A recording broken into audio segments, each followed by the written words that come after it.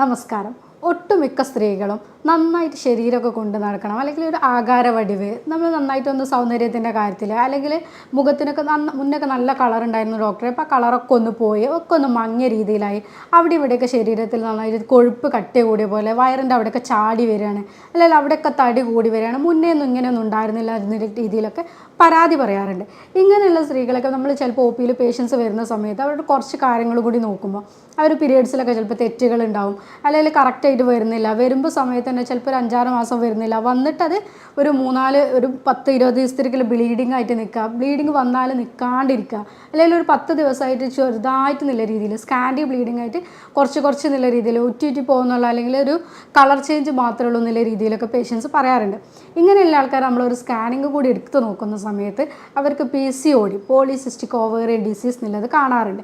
ഇന്ന് ഞാൻ ഇതിനെ പറ്റിയിട്ടാണ് സംസാരിക്കുന്നത്.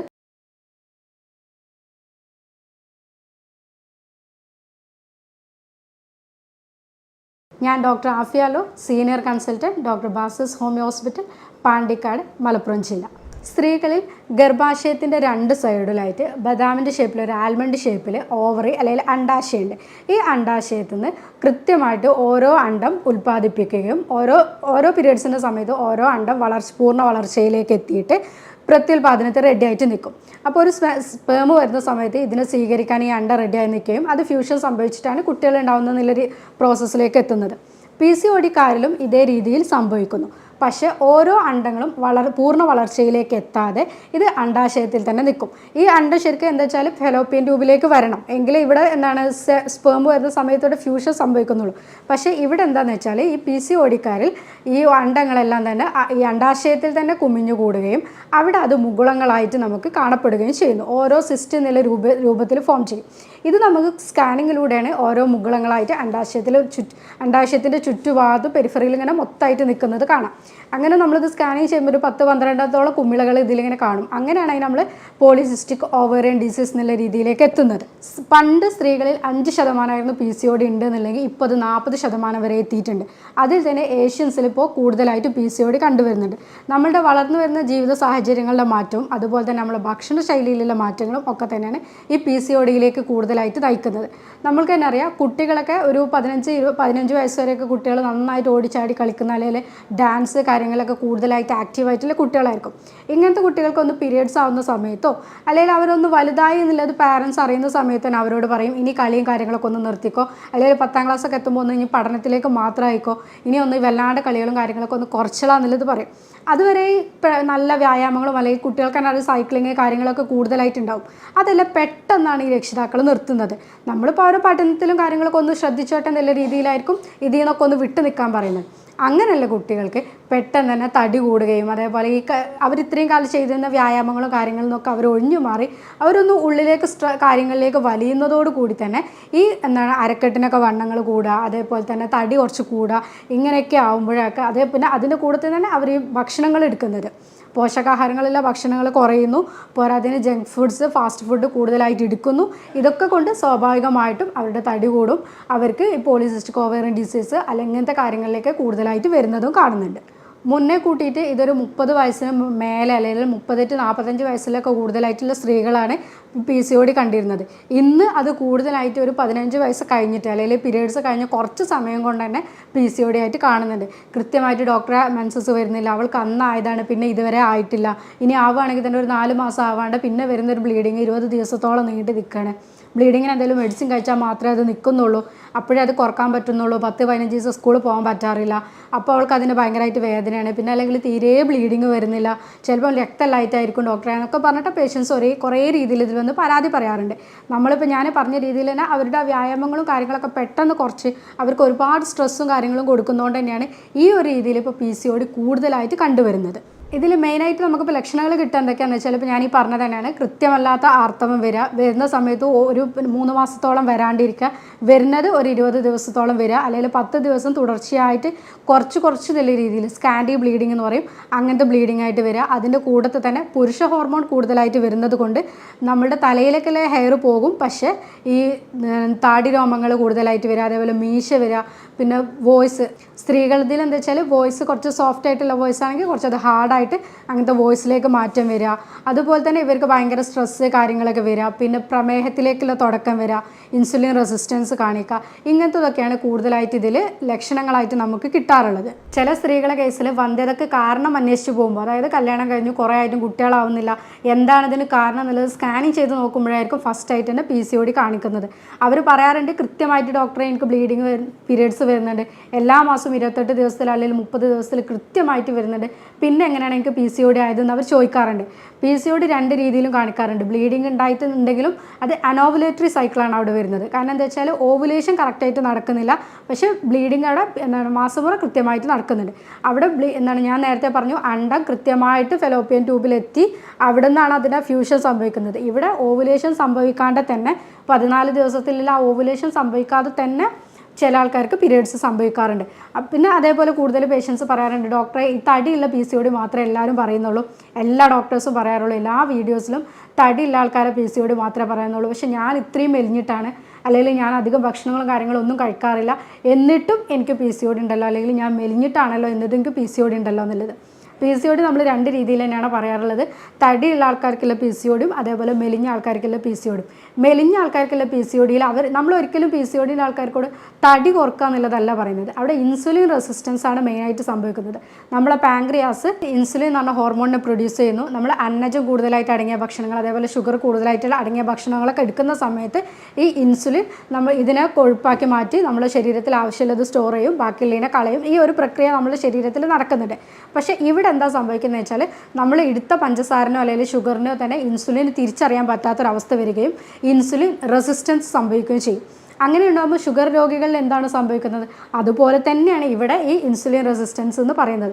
അപ്പോൾ ഇവരൊക്കെ കൂടുതലായിട്ടും ഷുഗറിനോട് ക്രേവിങ് കൂടുതലായിരിക്കും, അതേപോലെ കൂടുതലായിട്ട് ഭക്ഷണം കഴിക്കണം എന്നുള്ളത് തോന്നും. പിന്നെ പഞ്ചസാര അന്നജം കൂടുതലായിട്ട് അടങ്ങിയ ഭക്ഷണങ്ങളോടൊക്കെ വല്ലാത്തൊരു ആർത്തി കാണിക്കും ഇങ്ങനത്തെ പേഷ്യൻസൊക്കെ. അപ്പോൾ നമ്മൾ ഒരിക്കലും പേഷ്യൻസിനോട് നിങ്ങൾ തടി കുറക്കുക എന്നുള്ളതല്ല പറയുന്നത്. പോഷകാഹാരം കൂടുതലായിട്ടുള്ള ഭക്ഷണങ്ങൾ കഴിക്കുക, അതുപോലെ തന്നെ അമിതമായിട്ടുള്ള ജങ്ക് ഫുഡ്സ് ഇങ്ങനത്തെ കാര്യങ്ങൾ ഒഴിവാക്കുക എന്നുള്ളതാണ് പറയുന്നത്.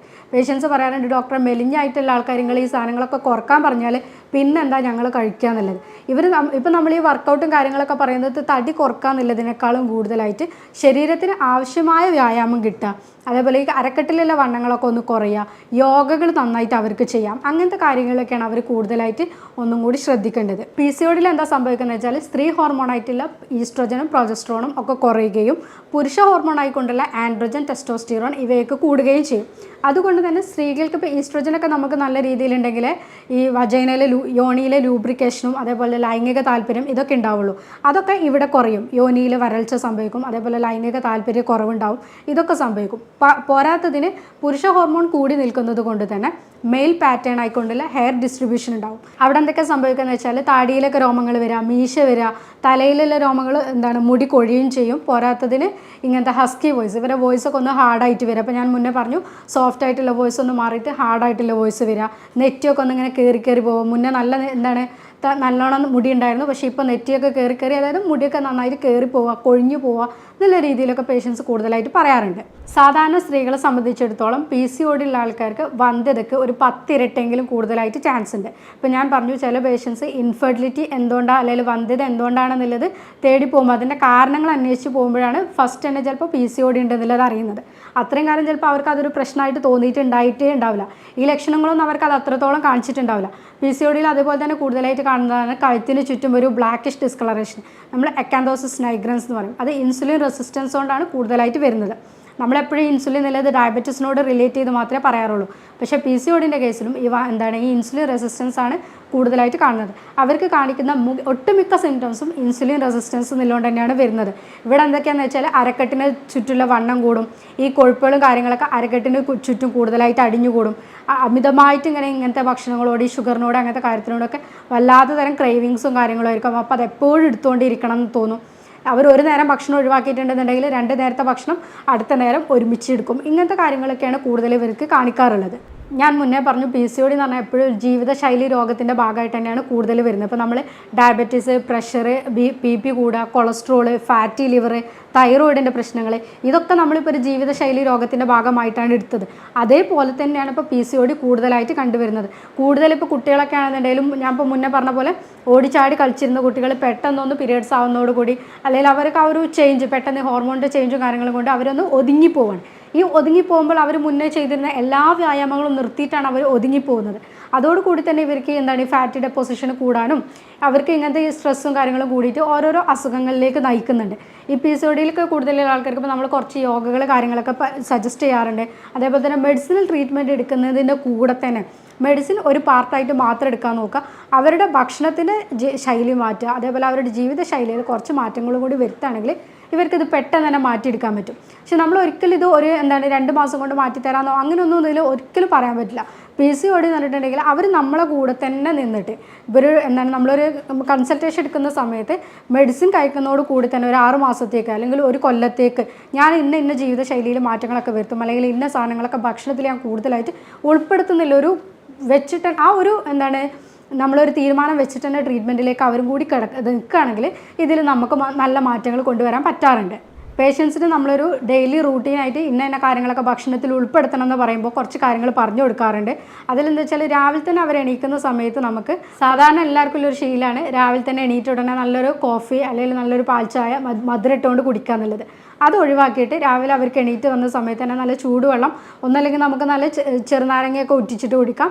അതേപോലെ തന്നെ അല്ലെങ്കിൽ ഈ കറുവപ്പട്ടൻ്റെ പൊടി, അത് ഒരു ചൂടാക്കിയ വെള്ളത്തിൽ ഒരു ഗ്ലാസ്സിൽ കറുവപ്പട്ടൻ്റെ പൊടി 1-2 സ്പൂൺ ഇട്ടിട്ട് നന്നായിട്ട് മിക്സ് ചെയ്തിട്ട് കഴിക്കാം. അതേപോലെ തലേന്ന് ഇട്ട് വെച്ച ഈ ചണവിത്ത്, ഫ്ലാക്സ് സീഡ്സ് എന്നൊക്കെ പറയുന്നത് ഒരു ഗ്ലാസ്സിൽ ഒരു സ്പൂണൊക്കെ തലേന്ന് തന്നെ ഇട്ട് വെക്കുക, അത് രാവിലെ തന്നെ എണീക്കുന്ന സമയത്ത് കുടിക്കുക. അതുപോലെ തന്നെ പറയുന്നതാണ് ചിയാ സീഡ്. ഇതൊക്കെ നമുക്ക് ഡെയിലി രാവിലത്തെ ഇതിൽ ഉൾപ്പെടുത്താം. ബ്രേക്ക്ഫാസ്റ്റിലേക്ക് പോകുന്ന സമയത്ത് അരിഭക്ഷണങ്ങൾ കുറക്കുക, പക്ഷേ പരമാവധി ഒഴിവാക്കണം എന്നുള്ളതല്ല. അവർ 1-2 അപ്പം കഴിക്കാം, പക്ഷെ കൂടെ തന്നെ പ്രോട്ടീൻ വർഗ്ഗങ്ങൾ കൂടുതലായിട്ട് ഉൾപ്പെടുത്തുക. പയറുവർഗ്ഗങ്ങളിൽ കൂടുതലായിട്ട് നമുക്ക് ഈ അപ്പത്തിൻ്റെ കൂടെ കടല, പരിപ്പ് അങ്ങനത്തെ സാധനങ്ങളൊക്കെ, ചെറുപയറോ പട്ടാണി അങ്ങനത്തതൊക്കെ മുളപ്പിച്ചിട്ട് എടുക്കുകയാണെങ്കിൽ ഒന്നുകൂടി നന്നാവും. അങ്ങനത്തെ രാവിലെ തന്നെ ഭക്ഷണത്തിൽ ഉൾപ്പെടുത്തുക. അതിൻ്റെ കൂടെ തന്നെ നമുക്ക് റാഗി കരച്ചിട്ടുള്ള ദോശ എടുക്കാം. അതേപോലെ തന്നെ ഈ മില്ലറ്റ്സിൻ്റെ ദോശ, ഉപ്പുമാവ്, ഓട്സിൻ്റെ ദോശ, ഇതൊക്കെ കൂടുതലായിട്ട് ഉൾപ്പെടുത്തുക. എന്താണെങ്കിലും ഇതിൻ്റെ കൂടെ നമ്മളൊരു പ്രോട്ടീൻ ഉള്ളത് കൂടെ വേണം. 1-2 മുട്ടൻ്റെ വെള്ളയൊക്കെ കൂടുതലായിട്ട് ഉൾപ്പെടുത്തുന്നതും നല്ലതാണ്. പിന്നെ നമ്മൾ ഉച്ചക്കത്തെ ഭക്ഷണം കഴിക്കുന്നതിന് മുന്നേ നമ്മൾ സാധാരണയായിട്ട് 3 നേരമാണല്ലോ ഭക്ഷണം പറയുന്നത്, അത് പുറമെ 6 നേരമാക്കിയിട്ട് ഭക്ഷണം കഴിക്കുക. അപ്പോൾ എല്ലാവരും വിചാരിക്കും എല്ലാവരും ഭക്ഷണം കുറക്കാൻ പറയുന്നത് നിങ്ങൾ എന്താണ് ഇത് ഭക്ഷണം കൂട്ടാൻ പറയുന്നതെന്നുള്ള രീതിയിൽ. പക്ഷേ ഇവിടെ അങ്ങനെയല്ല. നമ്മൾ ഉച്ചക്കത്തെ ഭക്ഷണം എടുക്കുന്ന സമയത്ത് അത് നമ്മൾ നന്നായിട്ട് എടുക്കൂലേ. പക്ഷെ അതിന് പുറമെ ഈ ഭക്ഷണം നമ്മളൊന്ന് മിഡ് മീൽ എന്നുള്ള രീതിയിൽ, മിഡ് സ്നാക്സ് എന്നുള്ള രീതിയിൽ എടുക്കുക. ഇവിടെ എന്താണെന്ന് വെച്ചാൽ നമുക്ക് സ്നാക്സ് ആയിട്ട് ഈ ബദാമോ അണ്ടിപ്പരിപ്പോ അങ്ങനെ സാധനങ്ങൾ എന്തെങ്കിലും ചെറു ഭക്ഷണമായിട്ട് എടുക്കാം. അല്ലാത്തവർക്ക് കട്ട് ഫ്രൂട്ട്സ് ആക്കിയിട്ട് എടുക്കാം. നമുക്ക് സാധാരണക്കാരോട് പറയുമ്പോൾ നമുക്ക് എപ്പോഴും നല്ലത് അതാണ്, കട്ട് ഫ്രൂട്ട്സ് ആക്കിയിട്ട് എടുക്കാം. പക്ഷേ അത് സീസണൽ ഫ്രൂട്ട്സ് ആക്കിക്കൊണ്ട് തന്നെ എടുക്കുന്നതാണ് ഏറ്റവും നല്ലത്. പക്ഷേ മാങ്ങ, ചക്ക അങ്ങനത്തെ കാര്യങ്ങളൊക്കെ കുറക്കുക. കാരണം വെച്ചാൽ അതിൽ കുറച്ചും കൂടി ഷുഗർ കണ്ടൻറ്റ് കൂടുതലാണ്. അല്ലാതെ നമുക്ക് ഓറഞ്ച്, തൊലിയോട് കൂടിയുള്ള ആപ്പിൾ ഇങ്ങനത്തതൊക്കെ ആയിട്ട് എടുക്കാം. ഉച്ചക്കത്തെ ഭക്ഷണത്തിലേക്ക് പോകുമ്പോൾ തവിട് കൂടുതലായിട്ട് അടങ്ങിയ ധാന്യങ്ങൾ തന്നെ കൂടുതലായിട്ട് എടുക്കാൻ നോക്കുക. അതിൽ അരിഭക്ഷണം എപ്പോഴും നമ്മൾ വൈറ്റ് റൈസ് ഒഴിവാക്കിക്കൊണ്ട് തവിട് ആയിട്ടുള്ള ഭക്ഷണം ഡെയിലി ഒരു നേരമെങ്കിലും ഉൾപ്പെടുത്താൻ നോക്കുക. അതിന് കൂടെ തന്നെ നമ്മൾ ഒരു പ്ലേറ്റിനെ 4 ആക്കിക്കൊണ്ട് മറ്റേ നമ്മൾ മുന്നത്തെ വീഡിയോയിലൊക്കെ പറഞ്ഞ പോലെ തന്നെ ഒരു ഭാഗത്ത് ചോറ്, ഒരു ഭാഗത്ത് നമ്മൾ പ്രോട്ടീൻ, ഒരു ഭാഗത്ത് ഫ്രൂട്ട്സ്, പറ്റുന്ന ഒരു ഭാഗത്ത് വെജിറ്റബിൾസ്, നമുക്ക് പറ്റുന്ന രീതിയിൽ ഇതെല്ലാം ഇൻക്ലൂഡ് ചെയ്യാം. ഇതൊക്കെ എന്താണോ എന്നുള്ളതില്ല, നമുക്ക് പറ്റുന്ന രീതിയിൽ എല്ലാ ഭക്ഷണങ്ങളും ഉൾപ്പെടുത്താം. അവയിലൊക്കെ ഏത് വെജിറ്റബിൾ ആണെങ്കിലും കുഴപ്പമില്ല, പക്ഷേ നമുക്ക് വെജിറ്റബിൾസ് കൂടുതലായിട്ട് ഭക്ഷണത്തിൽ ഇൻക്ലൂഡ് ചെയ്യുക എന്നുള്ളതാണ് നോക്കേണ്ടത്. ഈവനിങ്ങിൽ നമ്മൾ ഇതേപോലെ തന്നെ ചായ എന്നുള്ളതൊക്കെ ഒഴിവാക്കിയിട്ട് അവിടെ നമുക്ക് നാരങ്ങകളൊക്കെ കുടിക്കാം. അത് ഉപ്പിട്ടിട്ട് കുടിക്കുകയാണെങ്കിൽ ഒന്നുകൂടി നല്ലതാണ്. മോരുവെള്ളം നല്ലതാണ്. ഇതൊക്കെ നമുക്ക് കുറച്ചും കൂടി ഹെൽത്തിയാണ്. അതേപോലെ തന്നെ ഈ PCOD കാര്യങ്ങൾക്കൊക്കെ നമുക്ക് ഒഴിവാക്കാനും പറ്റും. ഈവനിങ് ഭക്ഷണം നമ്മൾ ഒരുപാട് രാത്രി 9 മണി 10 മണി എന്നുള്ളത് കിടക്കാൻ നേരം കഴിക്കുക എന്നുള്ളതിന് പുറമെ കുറച്ച് നേരത്തെ ആക്കിയിട്ട് കഴിക്കുക. അപ്പോഴും നമ്മൾ ഈ ചപ്പാത്തിയോ അതേപോലെ ഓട്സിൻ്റെ ദോശ, ഓട്സിൻ്റെ അങ്ങനത്തെ എന്തെങ്കിലുമൊക്കെ ആയിട്ട് എടുക്കുക. അതിൻ്റെ കൂടെ തന്നെ ചിക്കനോ നമുക്കിപ്പോൾ എന്ത് പ്രോട്ടീൻ ആണെങ്കിലും ചിക്കന്, ബീഫ് അങ്ങനത്തെ സാധനങ്ങൾ എന്തായാലും കറി വെച്ചിട്ട് എടുക്കുന്നത് നല്ലതാണ്. മീൻ നല്ലതാണ്. omega-3 ഫാറ്റി ആസിഡ് കൂടുതലായിട്ട് അടങ്ങിയിട്ടുള്ള അയില, ചൂര, മത്തി അങ്ങനത്തെ സാധനങ്ങളൊക്കെ കൂടുതലായിട്ട് ഉൾപ്പെടുത്താം.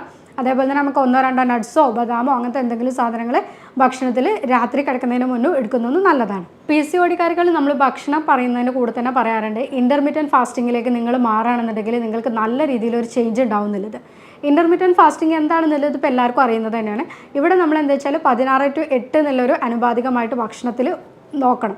16 മണിക്കൂർ നമ്മൾ ഫാസ്റ്റിങ്ങും 8 മണിക്കൂർ നമുക്ക് ഭക്ഷണം കഴിക്കാം. ഈ 16 മണിക്കൂറിൽ നമുക്ക് വെള്ളമൊക്കെ എന്തെങ്കിലും കുടിക്കുന്നതൊന്നും കുഴപ്പമില്ല. രാവിലെ നമ്മൾ 9 മണിക്കാണ് നമ്മൾ ബ്രേക്ക്ഫാസ്റ്റ് എടുക്കുന്നതെന്നുണ്ടെങ്കിൽ വൈകുന്നേരം നമ്മളൊരു 6-7 എന്നുള്ളതോടുകൂടി നമ്മൾ സ്റ്റോപ്പ് ചെയ്യണം. ഈ ഭക്ഷണം കഴിക്കുന്ന സമയത്ത് എല്ലാം കൂടി കഴിക്കുക എന്നുള്ളതല്ല, നമ്മളിപ്പോൾ ഈ മുന്നേ പറഞ്ഞ ഭക്ഷണങ്ങളെല്ലാം നമുക്ക് ഉൾപ്പെടുത്താം. അതിൻ്റെ കൂട്ടത്തിൽ തന്നെ നമ്മൾക്ക് അതിന് ശേഷമുള്ള സമയത്ത് വെള്ളം കൂടുതലായിട്ട് ഉപയോഗിക്കാം. നമുക്ക് പറ്റുന്ന രീതിയിൽ വെള്ളം എടുക്കുക. ഇതന്നെ നമ്മുടെ ബോഡിയിലുള്ള കൊഴുപ്പിനെയും ഫാറ്റിനെയൊക്കെ എന്തായാലും കുറക്കാൻ വേണ്ടിയിട്ട് സഹായിക്കും. നമ്മളിപ്പോൾ ഈ പറഞ്ഞ ഭക്ഷണങ്ങളും കാര്യങ്ങളും എല്ലാം ചെയ്യുന്നതിൻ്റെ കൂടെ തന്നെ നിർബന്ധമായിട്ട് ചെയ്യേണ്ട ഒരു കാര്യമാണ് എക്സസൈസ് എന്നുള്ളത്. ഈ എക്സസൈസ് എന്നുള്ളത് എന്തെന്ന് വെച്ചാൽ നിങ്ങൾക്ക് പറ്റുന്ന രീതിയിൽ എന്ത് തരം വ്യായാമങ്ങളും ചെയ്യാം. എന്താണെങ്കിലും ഡെയിലി 1 മണിക്കൂർ എന്നുള്ള രീതിയിലേക്ക് വരണം. 45 മിനിറ്റ് മുതൽ 1 മണിക്കൂർ എന്നുള്ള രീതിയിലേക്ക് തന്നെ വ്യായാമങ്ങൾ വരണം. ഇവിടെ എന്താണെന്ന് വെച്ചാൽ സൈക്ലിങ്, അതേപോലെ തന്നെ നീന്തൽ, പിന്നെ നമ്മൾ വള്ളിച്ചാട്ടം പറയില്ലേ, സ്കിപ്പിങ്, അതൊക്കെ കൂടുതൽ നല്ലതാണ്. ഈ പടികൾ കയറി ഇറങ്ങുക, അതേപോലെ തന്നെ ഇറങ്ങുക, അങ്ങനത്തത് നല്ലതാണ്. ബോഡി വിയർക്കുന്ന രീതിയിലുള്ള എക്സസൈസ് ആയിരിക്കണം കൂടുതലായിട്ട് ചെയ്യുന്നത്. ആഴ്ചയിൽ 5 ദിവസമെങ്കിലും മിനിമം ചെയ്തിരിക്കണം. നമ്മൾ 1-2 ദിവസത്തിൽ അതിൽ സ്കിപ്പ് ചെയ്യുന്നതിൽ കുഴപ്പമില്ല. പക്ഷേ 5 ഡേയ്സ് നമ്മൾ നന്നായിട്ട് തന്നെ 1 അവർ വിയർക്കുന്ന രീതിയിൽ തന്നെ ചെയ്യാൻ വേണ്ടിയിട്ട് ശ്രദ്ധിക്കുക. സ്ട്രെസ്സ് എന്നുള്ളത് ഈ PCOD ഒക്കെ കേസിൽ വളരെ ഇമ്പോർട്ടൻ്റ് ആയിട്ടുള്ളൊരു കാര്യമാണ്. ഇപ്പം ഞാൻ പറഞ്ഞു, നമ്മൾ ഒരുപാട് കാര്യങ്ങൾ കൊണ്ട് ഇപ്പോൾ സ്ട്രെസ്സാണ് കൂടുതലായിട്ടുള്ള സ്ത്രീകളെ സംബന്ധിച്ച്. കുട്ടികളെ LKG ചേർത്തിയ മുതൽ തന്നെ സ്ട്രെസ്സ് കൂടുകയാണ്. കുട്ടി സ്കൂളിൽ പോയിട്ട് നമ്മളെ കുട്ടികൾക്ക് മറ്റുള്ളവരെക്കാളും മാർക്ക് കുറഞ്ഞാൽ, അല്ലെങ്കിൽ ഡാൻസിന് കൂടുമ്പോൾ അങ്ങനെ ഒരുപാട് കോമ്പറ്റേറ്റീവ് മൈൻഡിലൂടെയാണ് ഇപ്പോഴത്തെ ഒരു സ്ത്രീകളെ ജനറേഷൻ തന്നെ കടന്നു പോകുന്നത്. കുട്ടികൾക്ക് വേണ്ടിയിട്ട് അല്ലെങ്കിൽ നമ്മൾ അവരെ വീട്ടുകാരുടെ കാര്യങ്ങൾ ഇതൊക്കെ കൂടിയിട്ടാണ് കൂടുതൽ സ്ട്രെസ്സിലേക്ക് പോകുന്നത്. ഈ PCOD സ്ട്രെസ്സ് കൂടുതലായിട്ട് ഉള്ള ആൾക്കാർക്ക് കൂടുതലായിട്ട് കാണുന്നുണ്ട്. കോർട്ടിസോൾ എന്ന് പറഞ്ഞ ഹോർമോൺ കൂടുതലായിട്ട് പ്രൊഡ്യൂസ് ചെയ്യും. അതുകൂടി തന്നെ ആൻഡ്രോജൻ എന്ന് പറഞ്ഞ ഹോർമോണിലേക്ക് കൂടുതലായിട്ട് പ്രൊഡക്ഷൻ ഉണ്ടാക്കുകയും ചെയ്യും. പിന്നെ നമുക്ക് വേണ്ട ഈസ്ട്രോജൻ എന്ന് പറഞ്ഞ ഹോർമോണും പ്രൊജസ്ട്രോൺ എന്ന് പറഞ്ഞ ഹോർമോണൊക്കെ കുറയുകയും ചെയ്യും. ഇങ്ങനെയുള്ളതിലൊക്കെ നമുക്ക് ഈ യോഗ കാര്യങ്ങളൊക്കെ, ബട്ടർഫ്ലൈ പൊസിഷനൊക്കെ യോഗ എക്സസൈസൊക്കെ പറയുന്നുണ്ട്. ഇതൊക്കെ ചെയ്യുന്നതുകൊണ്ട് നമുക്ക് ഈ സ്ട്രെസ്സും കാര്യങ്ങളും കുറക്കാൻ പറ്റും. നമുക്ക് ആവശ്യമുള്ള എക്സസൈസുകൾ ഡെയിലി എടുക്കുകയും ചെയ്യുമ്പോൾ നമുക്ക് ഈ PCODനൊക്കെ പിടിച്ച് കെട്ടാൻ പറ്റും. നമ്മൾ ഇപ്പം ഞാൻ ഈ വീഡിയോയിൽ പറഞ്ഞ കാര്യങ്ങളെല്ലാം നിങ്ങൾ 1-2 ദിവസം ചെയ്തിട്ട് ഇതിലൊന്നും സംഭവിക്കില്ല. കണ്ടിന്യൂസ് ആയിട്ട് ചെയ്യുക, ക്ഷമയോടെ കൂടി തന്നെ ചെയ്യുക. എങ്ങനെയാകുമ്പോൾ മാത്രമേ ഇതിൽ നല്ലൊരു നമുക്ക് ഔട്ട്കം പ്രതീക്ഷിക്കാൻ പറ്റുള്ളൂ. ഒരു 6 മാസം വരെ കണ്ടിന്യൂസ് ആയിട്ട് ഈ കാര്യങ്ങളൊക്കെ ഞാൻ ചെയ്യുന്ന ഉറച്ചൊരു തീരുമാനത്തോടു കൂടി മാത്രം PCODൻ്റെയൊക്കെ ട്രീറ്റ്മെൻറ്റിലേക്ക് പോവുക. അപ്പോൾ ഇതൊക്കെ നമുക്ക് തീർച്ചയായിട്ടും റിവേഴ്സ് ചെയ്യാൻ പറ്റുന്നതാണ്. തുടക്കത്തിലെ PCODൻ്റെ പ്രശ്നങ്ങളുണ്ട്, അല്ലെങ്കിൽ ആർത്തവ ക്രമക്കേടുകളുണ്ട്, ഈ പീരിയഡ്സ് ഒന്നും കറക്റ്റ് വരുന്നില്ല, വരുന്നത് തന്നെ ഇങ്ങനെയൊക്കെയാണെന്നുണ്ടെങ്കിൽ തുടക്കത്തിൽ തന്നെ അതിനൊരു ഡോക്ടറെ കണ്ടിട്ട് നിങ്ങൾ അതിനൊരു ട്രീറ്റ്മെൻറ്റിലേക്ക് പോവുക. കൃത്യമായിട്ടുള്ള ഡയറ്റും കാര്യങ്ങളും ശ്രദ്ധിക്കുക, എക്സസൈസ് കൃത്യമായിട്ട് ശ്രദ്ധിക്കുക. ഇതൊക്കെ ചെയ്യുമ്പോൾ PCODനെ സ്വാഭാവികമായിട്ടും നിങ്ങൾക്ക് അതിനെ തിരിച്ചു കൊണ്ടുവരാൻ പറ്റും. ഇപ്പം ഞാൻ പറഞ്ഞ ഈ PCODൻ്റെ കാര്യത്തിൽ നിങ്ങൾക്ക് എന്തെങ്കിലും സംശയങ്ങളോ കാര്യങ്ങളോ ഉണ്ടെങ്കിൽ താഴെ കൊടുത്തിരിക്കുന്ന വാട്സപ്പ് നമ്പറിൽ നിങ്ങൾക്ക് കോൺടാക്ട് ചെയ്യാവുന്നതാണ്. ഹോമിയോപ്പതിയിൽ നമ്മൾക്കിതിൽ ഫലപ്രദമായ ട്രീറ്റ്മെൻറ്റ് ലഭ്യമാണ്. സ്നേഹത്തോടെ doctor Afiya Allu, senior consultant, doctor Basas homeo hospital, Pandikkad, Malappuram ജില്ല.